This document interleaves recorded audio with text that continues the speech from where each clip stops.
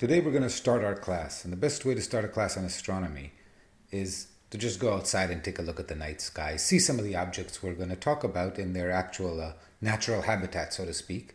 There's far too many of us to fit in any one place, and we're scattered too widely over the globe, but through the wonders of technology, I'm going to invite you in a minute to do a virtual night sky tour with me, and I encourage all of you to take either a virtual tour, or even better if you can, to go outside and take a look up at the sky.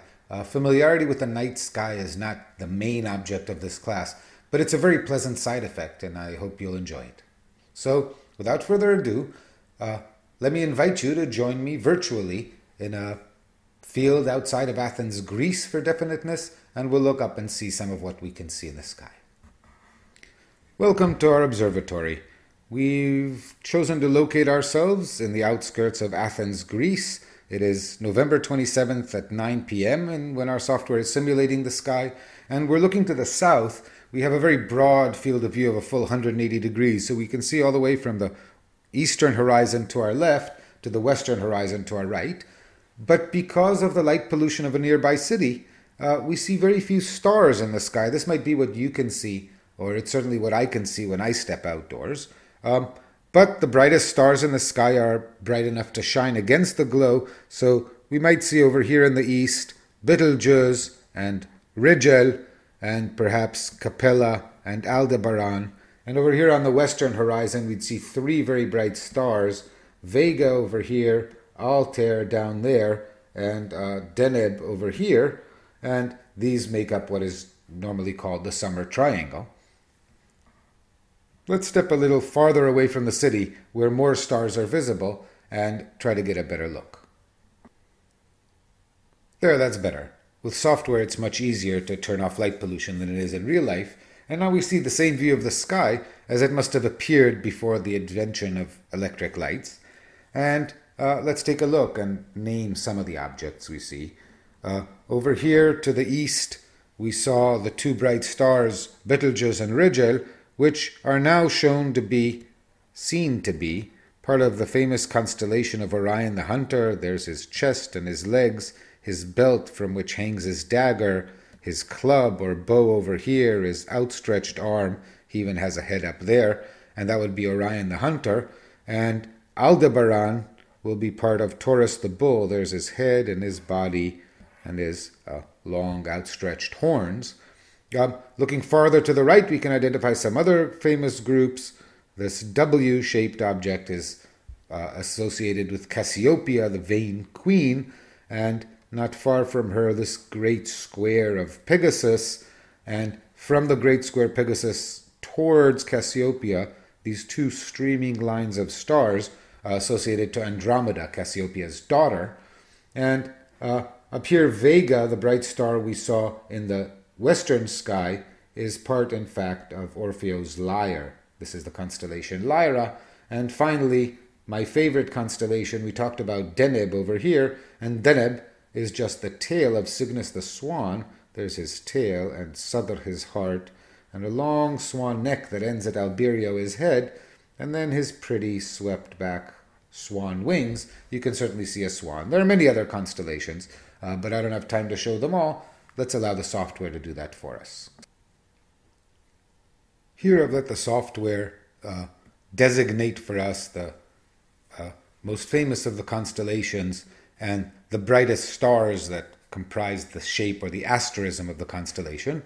And we see Orion the Hunter and Taurus the Bull and Pegasus the Flying Horse and so on, as well as many others.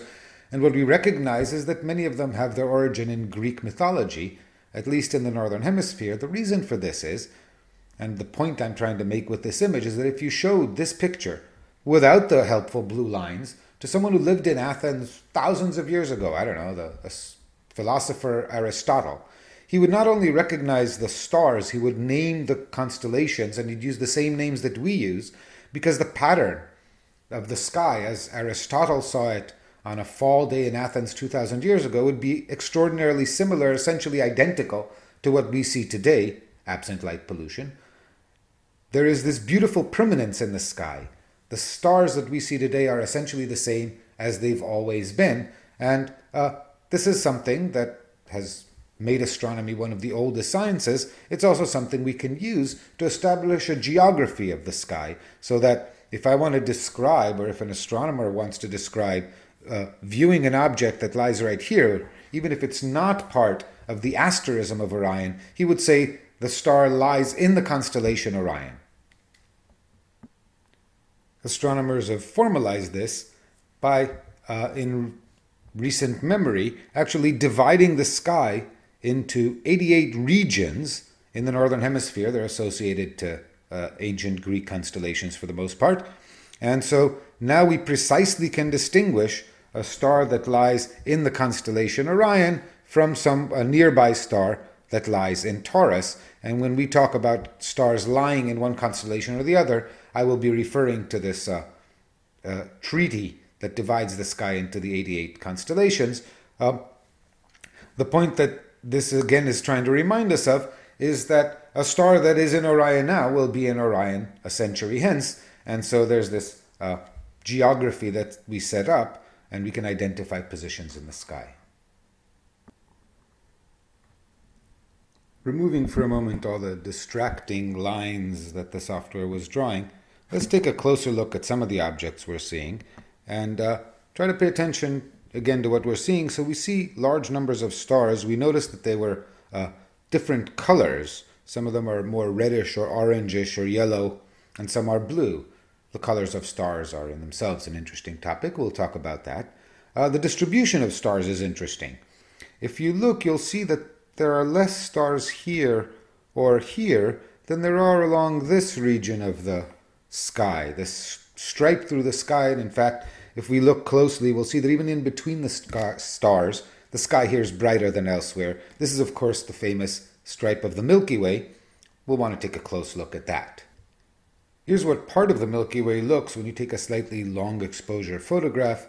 The exposure brings out many, many stars, and we see that this bright stripe in the sky that I called the Milky Way has a lot more structure. It's not just a white stripe. There are these darker areas and brighter areas, different colors, lots of stars. We'll take a close look at that and try to understand what the Milky Way is. There are some other objects visible in the sky that will justify a closer look of the form that Aristotle would not have been able to take advantage of. If we look at Orion here, and if we look at the stars, the three stars that form the dagger dangling from Orion's belt, then certainly the middle one, it's pretty clear, it does not really look right. There's something fuzzy about that star. We'll take out a telescope and get a closer look at that. The slightly fuzzy, suspicious star in the center of Orion's dagger that we mentioned turns out, in a moderate telescope, to be a lot more interesting than you'd think. In fact, all of this stuff, all of these stars, all of this nebulous, scattered light, blue and pink, these darker regions, all of this is what our eye sees as a slightly fuzzy star. And understanding what is going on in the Orion Nebula is going to be something that'll be very exciting for us. Slightly farther south over here, just past Taurus, and in the constellation Taurus in particular, is this weird collection of stars, a whole bunch of stars clustered together very close. The collection of 7 bright stars in the constellation Taurus, traditionally called the Pleiades, in some cultures the 7 sisters, different names for this obvious bright collection. Here are the 7 bright stars. We see that there are many others near them, just not bright enough for us to see. And even again, as in Orion, we see that there is this nebulous stuff. There's this blue shiny stuff that is not a star that is producing light. So some of the light we see is not coming from the stars at all. And if we look at this collection of stars, then perhaps it's worth looking just below Pegasus over here. If we looked very closely, there would be a faint and slightly fuzzy object, probably better seen with a telescope than the naked eye. In a moderate telescope, the slightly faint fuzzy object in the constellation Pegasus that I mentioned turns out to be this beautiful globular cluster called M13. Again, we see many, many, many stars, far more in fact than in the Pleiades. We also see that they're all dimmer. The stars in the Pleiades were bright like this. These are dimmer objects. And they also appear to be very much more tightly clustered. In the constellation of Andromeda up here, in between Pegasus and Cassiopeia, if we look around here, there's another one of those fuzzy objects, suspiciously not quite star-like. If you magnify it a little bit and collect light for a long time and process carefully, turns out to be this beautiful, richly structured object, the Great Spiral Galaxy in Andromeda. I should point out that the fuzziness that we see is only the brightest central part of this. This object itself is about 5 times the size of the full moon in the sky. It's very large and very, very faint and requires careful image processing and light collection to get all this structure out. But nevertheless, our eyes were not misleading us. There's something interesting there, certainly worth investigating. Farther to the west, remember the bright star Vega in the constellation Lyra. If we look over here in Lyra, we'll see with a telescope a faint fuzzy object.